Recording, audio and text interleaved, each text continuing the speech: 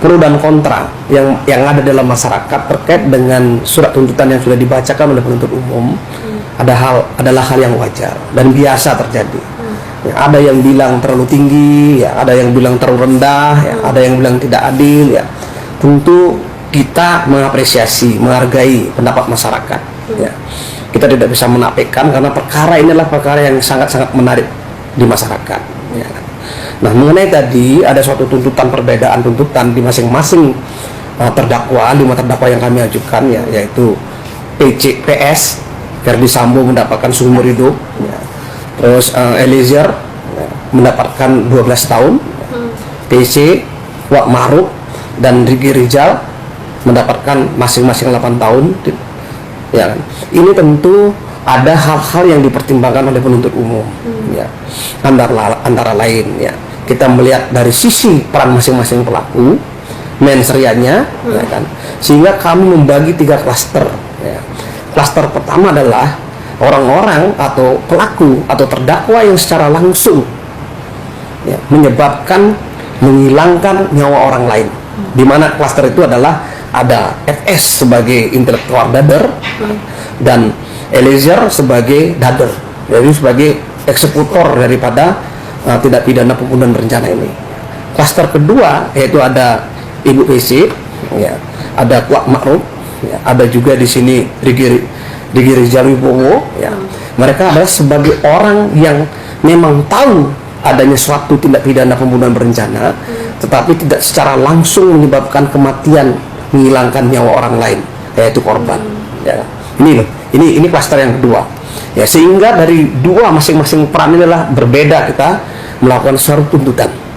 Klaster yang ketiga adalah pasca terjadinya suatu pembunuhan, yaitu orang-orang yang melakukan tindak pidana obstruction of justice di luar daripada pasal 340, ya, yaitu pasal 55 ayat 1 ke 1 yang kita dakwakan, gitu loh. Masing-masing ini tidak bisa disamakan, ya kan. Kalau orang secara tidak langsung PC misalnya yang berkembang di masyarakat, nggak bisa kita samakan dengan perbuatannya FS, tidak bisa kita samakan dengan perbuatannya Eliezer. Nah, inilah yang dinilai oleh penuntut umum, kemudian penuntut umum menyampaikan kepada pimpinan, pimpinan tentunya menyetujui apa yang disampaikan oleh teman-teman penuntut umum. Jadi tidak ada sama sekali yang hal-hal di luar, ya, di luar dari masyarakat sampaikan bahwa ini ada masuk angin, ya, di sini ada apa istilahnya, ada tekanan dari pimpinan, nggak ada. Murni adalah dari penuntut umum, karena jaksa itu adalah satu, end on the bar. Jadi apa yang keluar dari kejaksaan itulah yang harus dibacakan, dan itu adalah mulai dari suatu proses yang panjang, ya. Bagaimana fakta hukum itu kita nilai secara bersama-sama, dan masyarakat juga sudah tahu itu. Ini yang perlu kami jelaskan.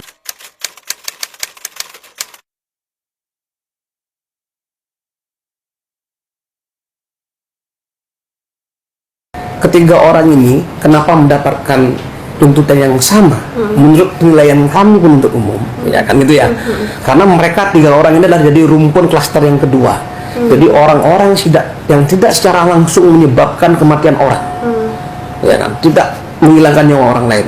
Tapi rumpun pertama menjadi sempurna satu tindak pidana pembunuhan berencana itu adalah karena mereka yang menyuruh melakukan dan dieksekusi, ya, sehingga menyebabkan hilangnya nyawa orang lain. Ini yang sangat membedakan, ya. Nah, rumpun yang kedua ini mereka tidak berbuat untuk melakukan satu tindak pidana secara langsung, tetapi dia mengetahui satu tindak pidana dan mengetahui suatu proses perencanaan, tapi tidak berbuat apa-apa untuk menghentikan, apalagi tidak menghalangi atau memberikan saran agar tindak pidana itu terjadi. Seperti itu.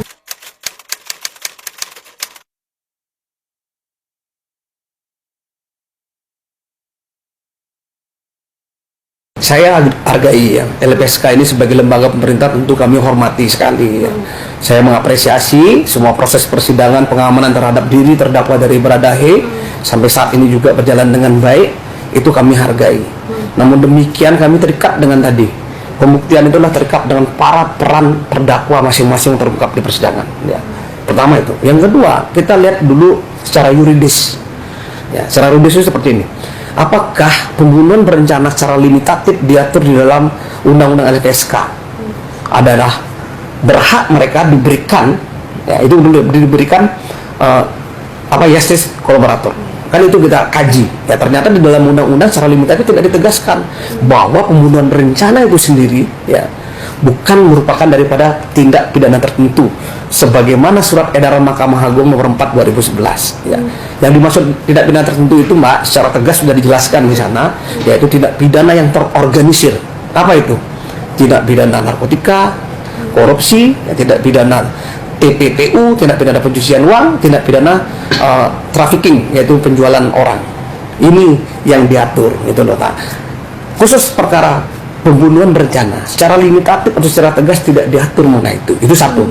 Yang kedua yang menjadi pertimbangan yang paling terpenting di sini adalah saya sudah sebutkan di awal bahwa mereka termasuk klaster pertama, yaitu klaster pelaku utama dalam suatu tindak pidana. Ini jelas secara undang-undang tidak dibenarkan. Namun demikian, nah ini loh, rekomendasi ini kami hargai dan kami akomodir dalam surat tuntutan, sehingga Baradae ini mendapatkan keringanan hukuman daripada pelaku utama, yaitu Ferdy Sambo. Nah itu loh, sehingga sangat jauh jaraknya. Ferdy Sambo kita berikan tuntutan umur hidup, sedangkan Baradae di sini kita berikan tuntutan 12 tahun. Nah itu sudah hal yang meringankan. Kenapa? Karena termasuk saksi yang kooperatif, saksi yang membuka, saksi yang berkata jujur kita anggap dalam satu persidangan dan konsisten memberikan persidangan. Kalau seandainya dia tidak melakukan itu, kita samakan mungkin tuntutannya dengan Ferdy Sambo itu dong. Nah, jadi selama ini yang berkembang di masyarakat bahwa mereka ini bisa tidak dipertanggungjawabkan secara pidana. Nah itu ada di dalam satu tindak pidana pasal 44 sampai pasal 52 KUHP. Itu berbeda sekali dengan JC. Berbeda sekali. Karena pertanggungjawaban pidana pasal 44 sampai pasal 52 KUHP itu adalah itu menghilangkan pidana dan tidak harus di pengadilan. Pertama dari jaksa itu kalau pada saat penelitian tahap pertama itu sudah dengan sendirinya tidak sampai ke pengadilan perkaranya. Karena apa? Terikat dengan tadi. Kalau dia melakukan perintah undang-undang seperti regu tembak, ya, itu diatur oleh undang-undang. Ya, dan mereka tidak akan dihukum karena undang-undang yang memerintahkan dia untuk melakukan menghilangkan nyawa orang lain. Tapi kalau ini melaksanakan perintah jabatan tidak tepat juga, karena tidak melaksanakan perintah jabatan yang sah itu tidak ada sampai menghilangkan nyawa orang lain, ya kan? Nggak ada. Nah, inilah yang sering disampaikan di beberapa media, ini tidak sama dengan pertanggungjawaban pidana dengan GC, sangat berbeda. Ya, GC ini juga Mbak, ya saya sampaikan di sini, yang pada akhirnya nanti pada proses persidangan ke depan, ini adalah yang menentukan adalah majelis hakim.